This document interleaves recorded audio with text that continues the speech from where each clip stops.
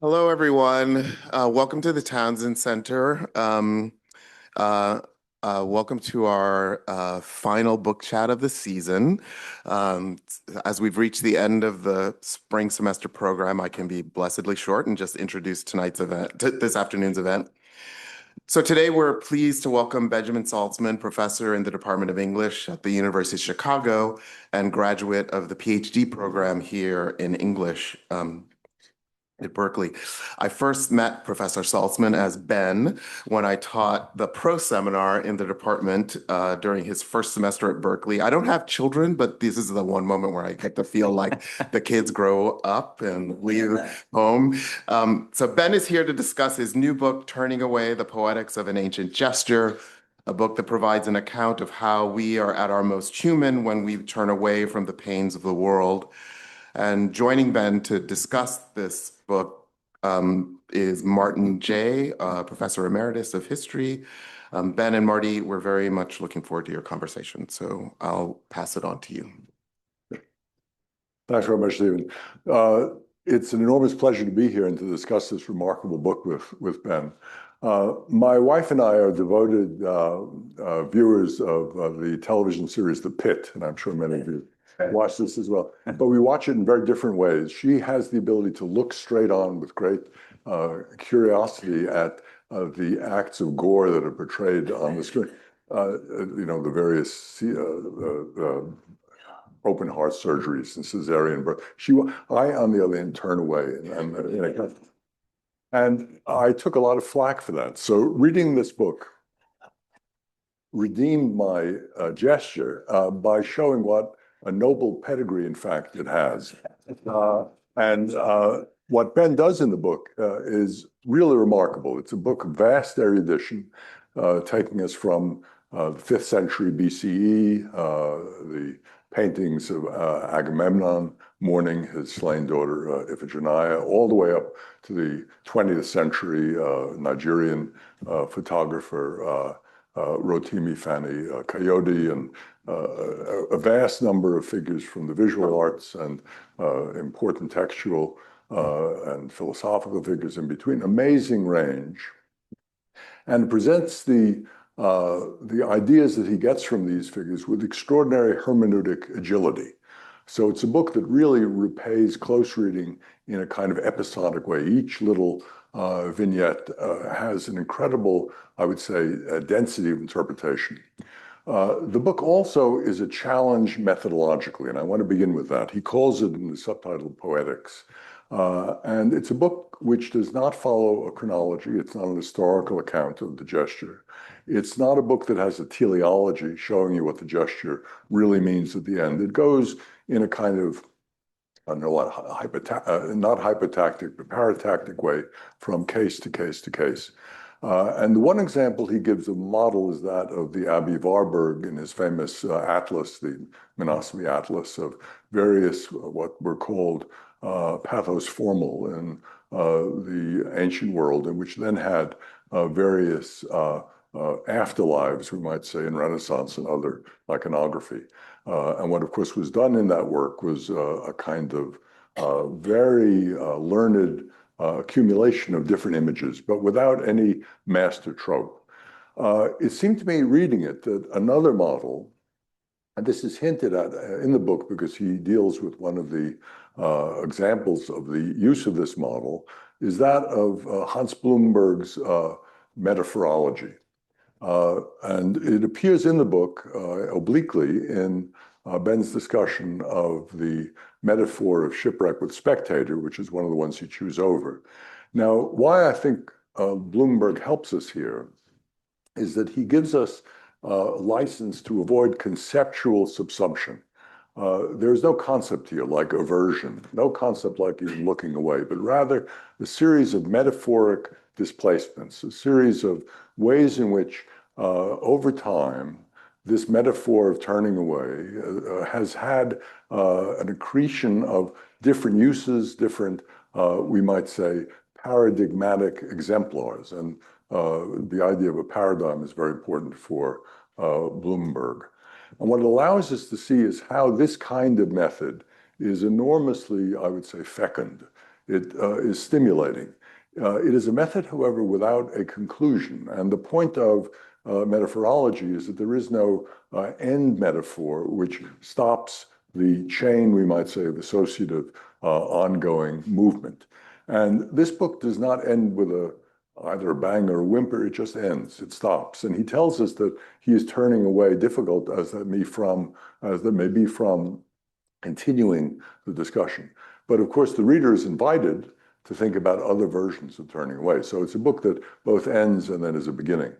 So my first question really is the question of what the poetics of this methodology really are about, whether or not it's close enough to metaphorology that my introducing Bloomberg makes some sense, and how you would then explain to readers what exactly is the approach that you're taking. Mhm.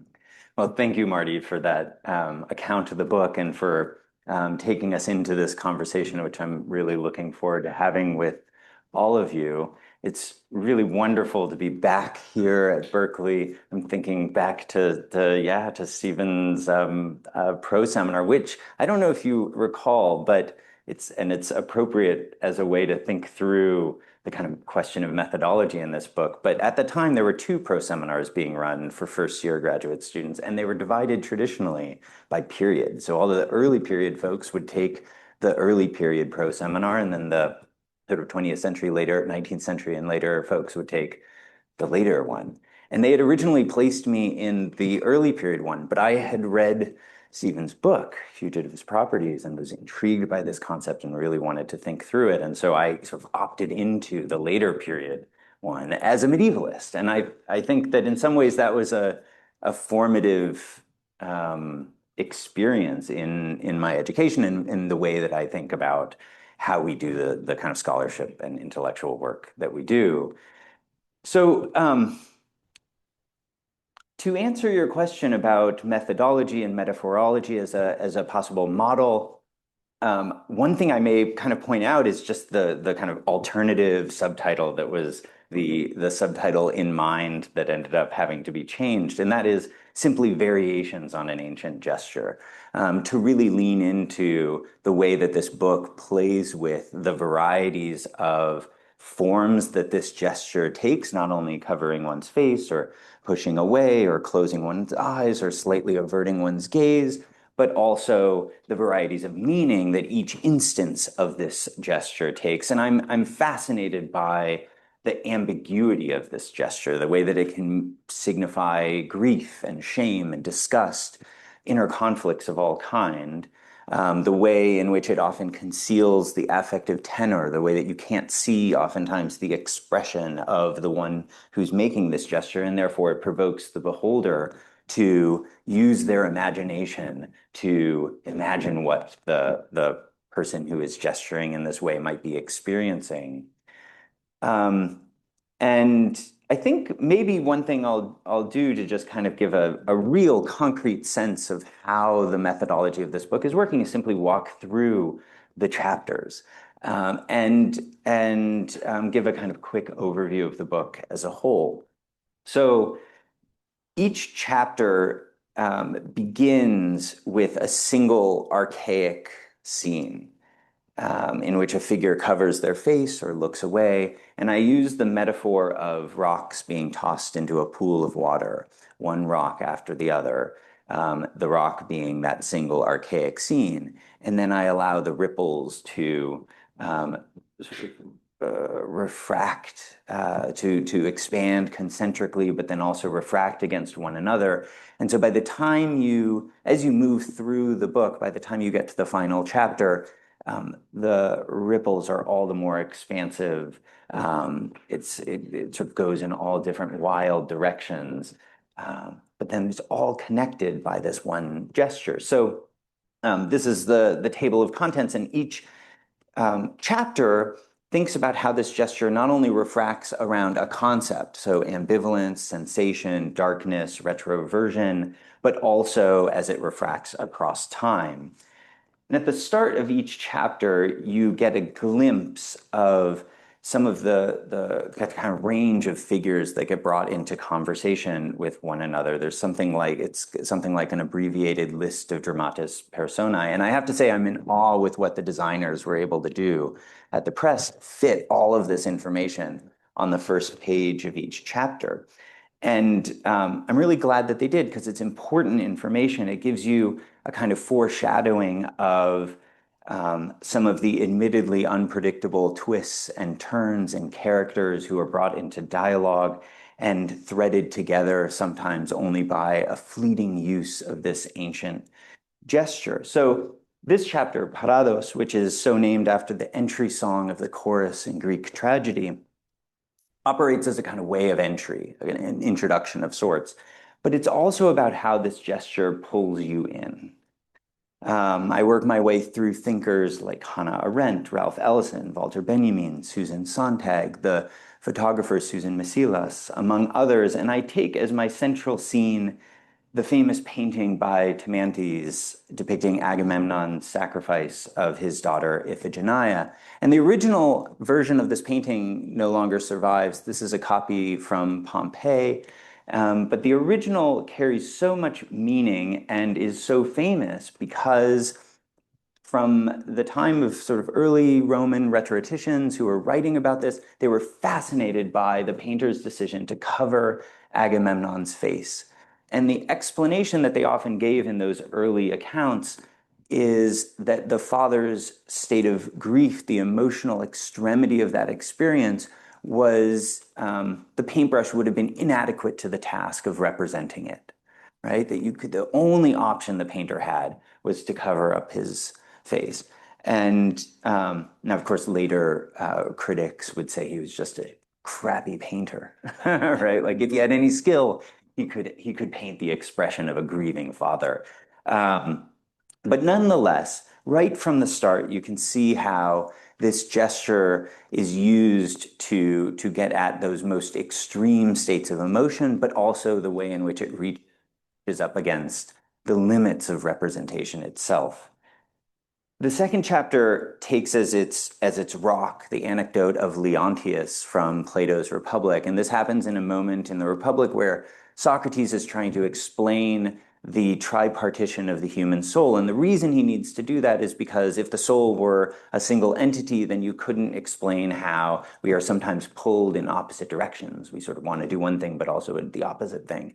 And so it has to be divided in this way. And to exemplify this, he tells the story of Leontius, who is walking along one day and sees a pile of corpses next to the executioner. And at first he's repulsed and he turns away, and then he struggles with himself and he covers his face. And then eventually he gives in and he forces his eyes open and he condemns his own eyes. He yells at his eyes and he says, "Take your fill of that beautiful sight." And I use this episode to think about how the gesture operates as a mode of ambivalence, that it's not just a kind of turning away, it's also oftentimes a turning towards something. It entails a kind of vacillation, an inner struggle. The third chapter raises the question of sensation. What is it about sight as opposed to the other senses, for instance, that is capable of being turned away? What are the role of the senses when we turn inward and away from the world? And to kind of think about this question, I read the kind of famous moment in Augustine's Confessions where he tells the story of his friend Alypius, who is addicted to going to the gladiator games. And he eventually gives up this addiction and is happily sort of avoiding the amphitheater until his friends after lunch one day in Rome drag him along and they force him in, and he says, you can force me in, but you can't force me to look. You can't force me to open his eyes. And that works for a while until the roar of the crowd erupts at a particularly gruesome moment, and the sound enters his ears and it provokes his curiosity, and then his eyes open and he gulps up the gore. If only he could shut his ears as well, Augustine writes. So I use this to kind of begin, again, thinking about what the senses mean to Augustine, what is the role of the intentio in governing the senses, but also how how this relates to Augustine's experience of conversion. And conversion is an interesting word, right? Because it's the opposite of aversion. Aversion is a turning away. Conversion is turning with or turning to. And here I think about it in this famous painting by Fra Angelico, representing that moment of conversion. That's Alypius there in the background. And I'm curious about the way that the kind of disoriented sensory state of Augustine in this moment operates as a kind of precondition for the modern subject, thinking through figures like thinkers like Hans Blumenberg and others who look to Augustine and look to Augustine's theories about curiosity, for instance, as a way to recognize the emergence of modernity. And then chapter 4 looks at how this gesture operates as a formal representation of darkness. So literal atmospheric darkness, but also the metaphorical kind, grief, for instance. And it starts with the medieval iconography of the crucifixion, where, you know, there's the world goes dark at the moment of the crucifixion. There's an eclipse. And how did medieval artists represent this darkness? They often represented it with personified figures representing the sun and the moon above Christ doing what? Covering their faces, right? So here the gesture becomes, again, a literal representation of darkness. And from there, I spent some time with, for instance, Francisco Goya's Disasters of War, but also, and I think this is my favorite chapter of the book, with John Donne and Giordano Bruno, with Bruegel and Langston Hughes, with Marc Chagall and Primo Levi. Here the gesture signifies not only those dark clouds of grief, but also spiritual and juridical forms of blindness, for instance, in representations of Lady Justice as blindfolded. And then the final chapter is about retroversion, the way that this gesture often entails a looking back, a glance back, the way that it comes too late, the way that you will have already seen or imagined the thing that you are reactively turning away from, like the pit, for instance. You've already seen it when you're turning away. So what does that mean? It takes as its initial inspiration medieval representations of the fall and expulsion of Adam and Eve.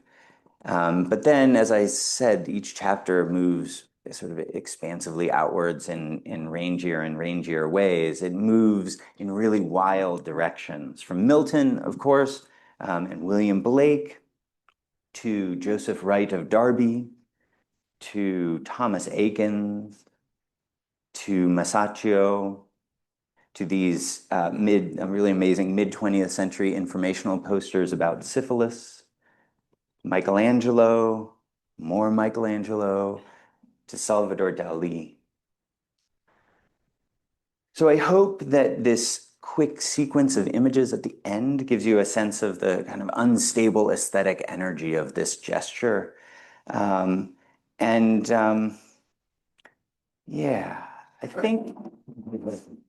I don't know if, yeah, I think I'm going to end maybe with a kind of solemn note, or we can have more. Do you want to, should I give a solemn quotation? Yeah, definitely. Yeah, okay. You tease us too much. All right. So this is a quotation from Primo Levi, from his essay on the experience of surviving Auschwitz, and it speaks to the way that turning away, though a very human gesture, often entails a certain privilege that is allowed us who are not immersed in a state of suffering ourselves. And he writes, there are those who turn their backs on their own transgressions and those of others to avoid seeing or being touched by them. But we were denied the shield of willful ignorance, T.S. Eliot's partial shelter. We could not see. We were surrounded by the sea of suffering, past and present, and its level rose each year until it almost drowned us. There was no use closing our eyes or turning our backs, because it was all around us, in every direction, as far as the horizon. Solemn indeed. But it raises a very interesting question, which I want to hold off for a moment, which has to do with the ethical implications of all this. But I want to get to that in a second. I mean, when he cannot not see, there's no will involved, so it's not ethical. So I think that will give us an opening to that. But I want to ask a question before I get to that about curiosity, because I found your discussion of curiosity enormously illuminating. I mean, I had come across the issue of curiosity in Bloomberg's great book on the legitimacy of the modern age, long chapter, The Trial of Curiosity, where he makes the point that in the medieval period, and Augustine is the major figure here, curiosity is under great suspicion because it takes away from basically contemplating rather than probing or exploring, and also reading scripture rather than looking out into the world. So it's part of the concupiscence of vision that Augustine dislikes. And it's only with the modern period that the trial allows curiosity, as it were, to be acquitted and then become, in our world, an obvious self-evident virtue. I mean, we try to teach our kids curiosity. We see science as curiosity. But, Augustine says, no, it's dangerous. And what your book, I think, brilliantly brings out is the reasons why Augustine was, in a way, ambivalent about curiosity, and also how he helped to orient us towards a more modern version of curiosity, not only about the external world, the world that science probes, but also the internal world. The world that, say, Freud would have understood, the curiosity about ourselves. Now, there is a kind of third-person quality to I'm curious about my interiority, so I'm not living it, I'm sort of meta looking at it. But I thought that was quite fascinating because it brought the narrative of the kind of false religious, let's call it, timidity about curiosity and the modern boldness about it. It made it more complicated. So I appreciated that. I mean, I thought, as in many cases, ambivalence, what you call the undulating variety, and I think the term is overdetermined indetermination. I mean, all that comes out precisely in this discussion of curiosity. Yeah, and in some ways, the irony is that this project was generated by so much curiosity. Right. It started here, in fact, as I was thinking about, putting together a conference paper in honor of my dissertation supervisor, Catherine O'Brien O'Keefe, and she had written her dissertation on the Book of Genesis in early medieval England, and so I sort of went back to the Book of Genesis and was looking at this medieval manuscript, the Junius manuscript, containing a poetic translation of Genesis, and it's heavily illustrated. And I was looking at those illustrations, and I encountered these images of Adam and Eve standing there covering their faces. And it was a kind of pure generative moment of curiosity where I felt myself wondering, why? Why are they covering their faces, right? They're covering their genitals, indicating a desire not to be seen. But why are they standing there facing one another, covering their faces? And that kind of, from there, the project unfolded. And unfolded by means of conversations with friends and colleagues who would say, have you thought about this image, or have you looked at this text? And where there's a kind of moment of turning away in it. And that kind of openness to receive input and be curious about input is how the project developed. I think in some ways Augustine would have been, I don't know, maybe excited by that, but also very skeptical of it. Yeah. Well, we could talk about curiosity forever. It's a fabulous subject, but I want to turn behind what we do, right? Yeah. I have only a few minutes before we open it up to the audience, and I want to ask a big question. The book could have been subtitled not the poetics, but the ethics of an ancient gesture. In other words, there's a great deal of, I would say, wisdom, and I use that word advisedly, about the ethical, moral implications of what it means to turn away from something that you should look at, and what it means to avert your eyes from something that you shouldn't look at. The latter, for example, you should not look at the face of God, that kind of thing. And whenever I walk, and I'm sure we all have this extremely uncomfortable experience, we walk through an encampment of homeless people.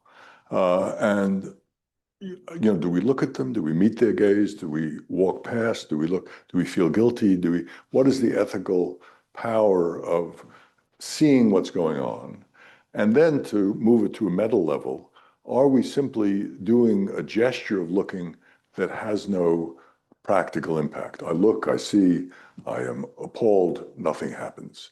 So there is nothing that, in terms of the action that's produced by the ability to look. And I think that's an extremely, I would say, complicated effect of your probing of how this gesture works. And one way to think about it, and I think you're very good at pointing this out at the beginning, is that it is the gesture at the crossroads of performativity and instinct. Performativity meaning what you choose to do. You know, I look like this, but then instinct, I can look. I can't. In other words, something that involves the will and something that involves something that moves me without my will. And that's why the quotation from Primo Levi is so interesting. He had no ability to turn away. He was thrust in his face. There's no ethical choice there. But in many other cases, there is an ethical choice. And of course, the great issue that Susan Sontag raises of when we look at photographs of atrocities, you know, is it a good thing, a bad thing in terms of dealing with them?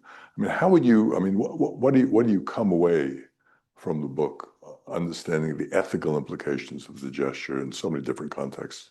Yeah, I mean, I think the most surprising thing that I found or realized while writing this book is that whereas we tend to think of looking away or turning away, we tend to equate it with indifference in a lot of our discourse. And as a result, we associate turning away with a kind of mode of inattention. And in looking at sort of poem after poem, artwork after artwork, I realized that in fact, oftentimes when this gesture shows up, it corresponds with the most profound modes of engagement that we have, right? It's our way of recognizing that this thing that I'm turning away from, this person that I'm turning away from, this event, this experience is troubling me. It's getting to my core in some way, or I need to grieve it, or I need to think about it, or I need to reflect on it. And so, in fact, there's the kind of constant refrain, which I think has grown louder and louder since the mid 20th century, that we not turn away. Is on the one hand, and this is part of the ethical complexity, absolutely essential, right? Like collective attention is a crucial guardrail against atrocity and fascism and corruption, and sort of the whole, any number of different horrors of the world that we live in. And yet,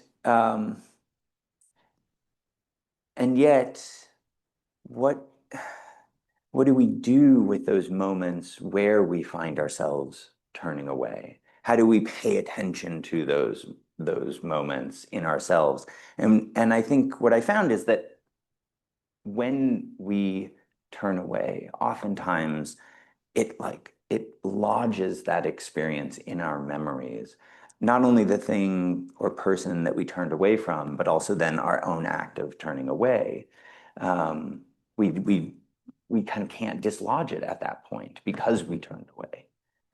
As opposed to a kind of wide-eyed, passive looking without caring, which I think we, also sort of go through the world sometimes, just kind of constantly looking, but never being moved.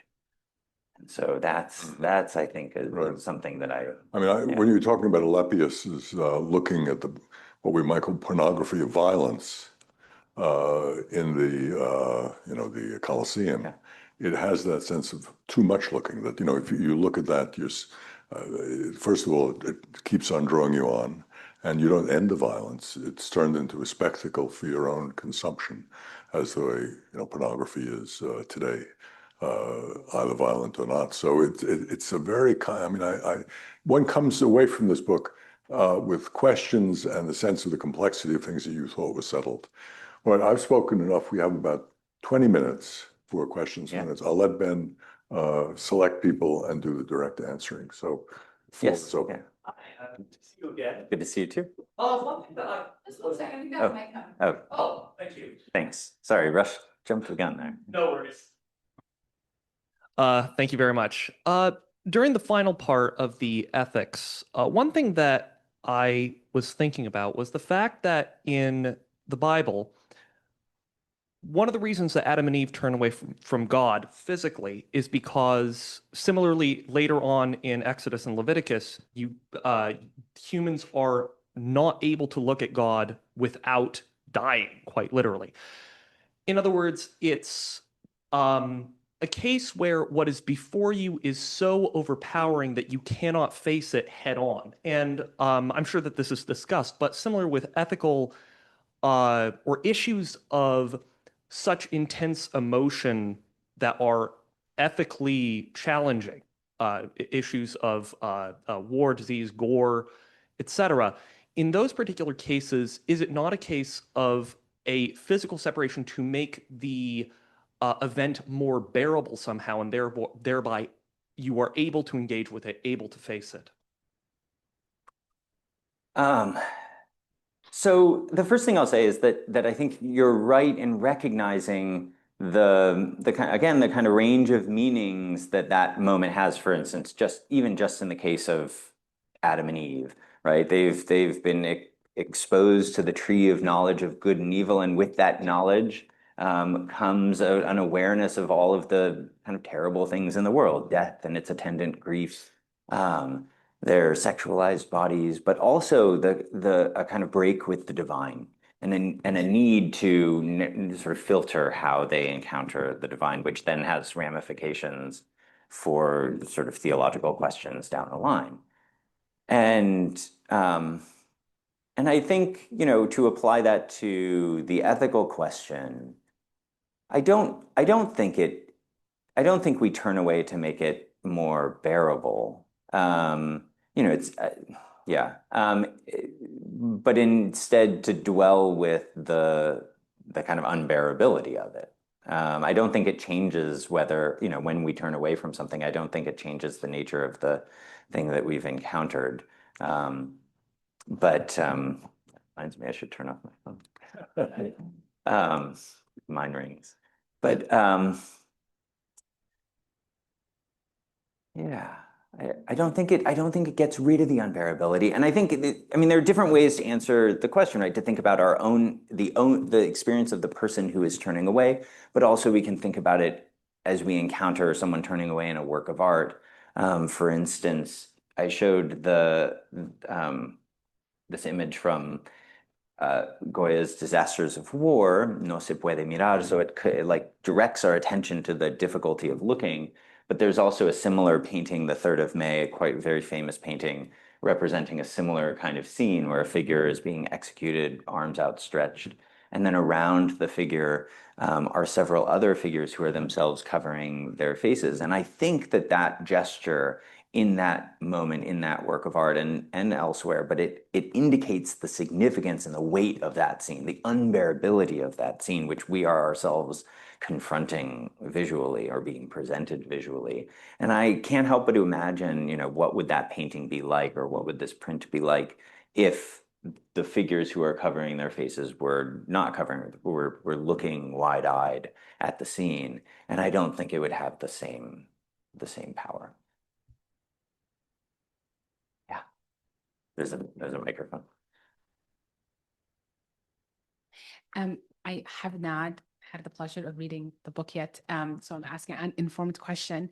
How do you think of the other side of the equation of like turning away as a scene in time, and the one from whom the gaze has been averted, right? And the dynamic of this. I was in the famous painting of Agamemnon sacrificing his daughter, she's actually not looking at him. But I'm thinking of all this, the scene of when you're walking by a homeless person, and that drama of the looking is happening in you, but does the book kind of take up as a dialogue that between the one who turns away and the one from whom you have turned away, right? And what happens to the other side of the equation?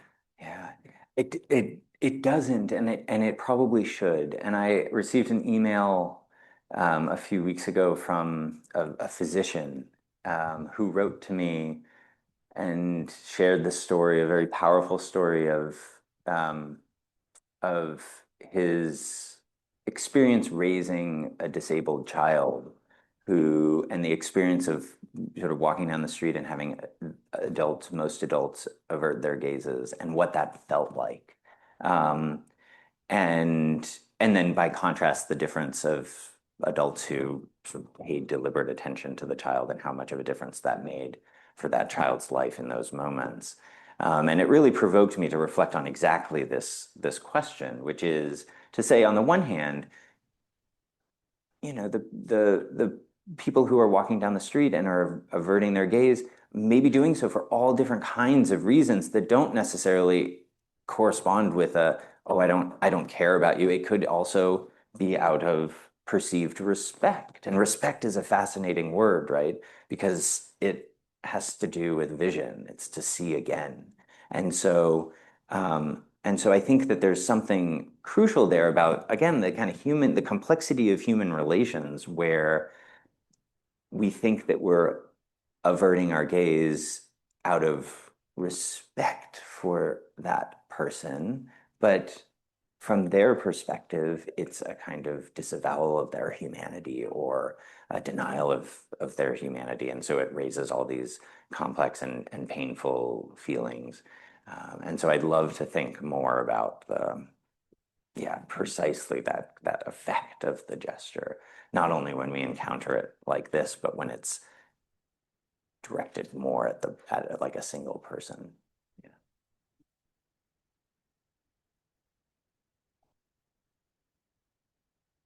I'm really looking forward to reading your book. One question I wanted to ask, seems like your book traverses a wide range of media, and I'm wondering how questions of mediality figure into your analysis and whether your book, with its kind of transhistorical scope, is offering a kind of media history, media theory. And then I guess the related question would be how your book sheds light on the contemporary media environment, kind of age of virally proliferating videos that have great galvanizing force and are deeply troubling as well. So if there's a way we can think about the turning away gesture in our own environment, both media and politically. Yeah, so I'll answer the end of your question first by kind of pointing back to the conversation we were having about ethics and to just say, absolutely, that's on my mind, the way in which we encounter footage of, as you said, deeply galvanizing, deeply moving, deeply troubling images, and the speed with which we encounter those images, without oftentimes taking a moment to turn away and pause and reflect on what we saw, right? We sometimes maybe we say, oh, I don't want to see that, but we've already seen it, or we scroll past, and scrolling becomes a kind of metaphor for either turning away, right? Scrolling past it, or paying attention, ironically, right? Like the sort of doom scrolling can feel like an ethical mode of paying attention because we're doing our service as someone who is attending to the horrors of this world, and we need to be paying attention, right? So there's a real tension there. In terms of the wider media question, I am fascinated by this, and it shows up in a couple of different ways. The first is, like, I'll acknowledge from the start that I was having a conversation with the sort of performance film scholar Shoni Enelo at Fordham, who is working on a book about turning away in film now.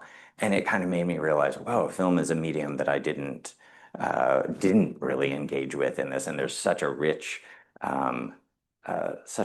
corpus of material to work with there. But the other ways in which the kind of precision of the media experience comes into the book is with, I don't know, for instance, let's see. So like this work, which is in the Sistine Chapel. How many of you have seen this in person? One of you share what it felt like? Who wants to share that experience?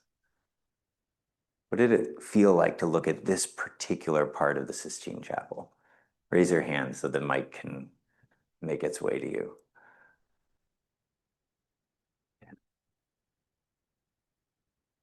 Also, when you're in the Sistine Chapel, you have to kind of turn yourself towards you have to look up and actually angle your body to even see these sort of distant images. And so there's like, I don't know what the opposite of a mirror neuron is, but there's like this you're seeing this thing that's the exact opposite of what you're doing when you're looking at this image. Yeah. And So you're obviously looking, but you know, you're squinting and you're squinting. kind of like trying to take it all in, and you can see that they're just like all of the affect of this picture is the opposite of what you're living when you're looking at it. Except, yes, except this one in particular, because Eve's neck is kind of contorted backwards. It's a very awkward kind of bodily contortion here. And this particular scene, the expulsion of Adam and Eve, is in the dead center of the chapel. And so the only way to look at it is to strain your neck and look up. And you can only do that for so long. So you can kind of only take it in for mere seconds. And so that's just a kind of long-winded way to say that I was fascinated by the way that some of these works in their kind of media environment, let's say, produce effects in us and make us look in certain ways.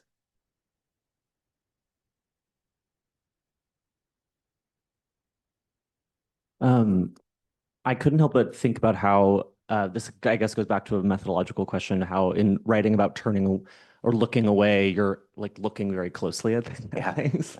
And so I wanted to ask sort of about that process of selection, about what you chose to look at and what you chose to not look at. So I guess like it relates in my mind towards certain methodological attempts to purposefully not look at certain things. I'm thinking of when like Saidiya Hartman's choice to not publish or reproduce aspects of the violence of slavery. So this disconnected thoughts in a way, but it's ultimately a question of method and selection. Mm-hmm. That's a fantastic question, and your pointing to Hartman was actually really important to my thinking on this. So as the project developed, I became more and more aware of my own agency in deciding what I'm showing you and what I'm not showing you. And the place where this became most crystallized was as I was writing about the Akins painting, which is this is a stunning work of art. It has a really interesting kind of reception history, deemed at first to be one of the great paintings of American art. But then as soon as it was displayed, the critics sort of condemned it as something that no one should have to look at. And it was moved then to the Naval Hospital, where it rightly belonged. And now it's back. But it's an enormous painting, and when you walk up to it, the sort of eye level encounter is right there at the incision point. So you're immediately confronted with the grotesque. And so I was writing about this in relation to, again, the question of science and the expansion of knowledge that comes ensuant from Adam and Eve's experience, and the way that Adam and Eve are used as sort of touch points to think about the responsibility of like scientific experiments, especially ones that are like the bird in the air vacuum, where the bird is being suffocated, where there's a kind of questionable viewer relationship to it. And so I was thinking about Akins in that sense, and then beginning to transition to the part of the chapter not about science, but about sex, right? And what happens from Adam and Eve. How do we think about the naked body and our relation to it and the need to look away? And Akins is a figure who opens up a really sort of, he kind of like introduces this possibility of a kind of prelapsarian sexuality, and was highly controversial for his use of models and his promiscuity and his and oftentimes his lack of consent, the lack of consent that his models would give. And when I was first writing that section, I had used and was thinking about several images in which he's holding sort of self-portrait photographs in which he's holding a nude model in his arms. And I was kind of thinking again about the kind of pre-shame, prelapsarian, Edenic landscape in which he's thinking about his own sexuality and art. And at the time, I was also working with this wonderful resource that we have at the University of Chicago called the Visual Resources Center. And they provoked me to think about captioning these images and kind of what goes into the caption, which doesn't need to be and probably shouldn't just be a reproduction of the museum's caption. And this led me to Hartman's work, who writes about Akins's photograph of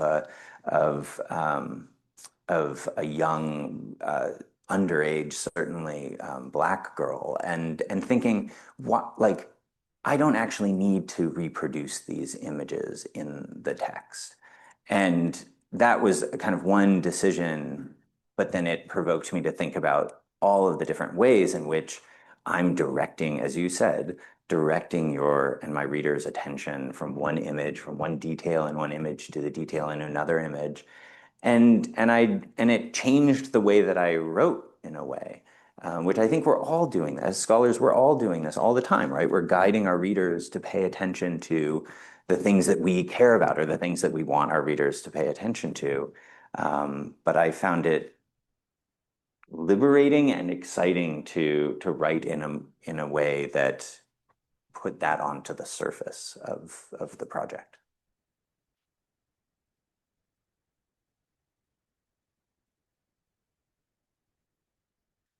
Well, it's fascinating. I just wondered, as you were researching this topic, in your mind, did you come across other gestures that could be equally as fascinating as this one? Or do you think this is it? One. Or are there like gestures or movements, or did that come across your mind? It did. People often would ask me that, what is it about this gesture as opposed to other gestures? And I think, I mean, I really do think that it's a special gesture. It doesn't follow the same rules as other gestures. But then just kind of very, very briefly, there's also a kind of component or a variation on this gesture, like the back turn to the viewer, which I don't go into. I had to draw some lines. But yeah. I think one more. Yeah. Do we end it? I've been sitting here wondering if maybe like the ubiquity of this gesture rests with the sense of it being like I don't know, like I want to say the premier artistic gesture. And this is what I mean by that. Like listening to you, I keep thinking about the moment, like in Camera Lucida, Bart talks about, he describes the act of taking a photo as closing your eyes so you can look at this later. Yes. Right. So that there's something about the act of creating the work of art, which is turning away. So like I think about this in the Goya, right? So like the Goya, in making the etching, he's sort of turning his back to the tragedies, right, happening behind his back. Like there's something about, this is a kind of Freudian question. The act of creating the work of art is itself sort of a gesture of turning away. And I just kind of wondered if that was like in thinking of this discussion of turning away as a gesture and the kind of oscillation between attention and inattention, curiosity and indifference, if like the thinking of the work of art is as itself a turning away is like a kind of third way between those oppositions, which have been kind of animating the conversation. Yeah. That the Barth quote is, in order to see a photograph well, it is best to look away or close your eyes. Yeah. I mean, it's remarkable, and it does inform how I think about the power of this gesture in art and in the production of art, and also in the experience of art. And I'll maybe just end with, since you're thinking about the artist, with this painting by Chagall depicting a sort of self-portrait of the artist with yellow Christ. And one of the things that I do is think about, again, all of the different meanings of this gesture. There's a reason, for instance, it's his right hand being held up to his face, which is the hand with which Jews pray the Shema, for instance. And it's evocative of the way that this gesture shows up and is made by Mary and John next to Christ. But here it's doing something special for the artist, and the way that the artist is sort of generating art through precisely the kind of the turning away from the work of art, or as you know, you'll recall how I described this gesture as sometimes representing darkness or the experience of darkness. But in a lecture that he gave at the Committee on Social Thought at Chicago, he wrote, "I have sometimes painted in the darkness without light, but aren't the colors the products of one's soul?" And so, you know, I can't help but read this as a moment in which he's painting in the dark. And that gesture becomes sort of artistically generative. It becomes a way in which he accesses the colors of the soul. Ben, thanks for coming back.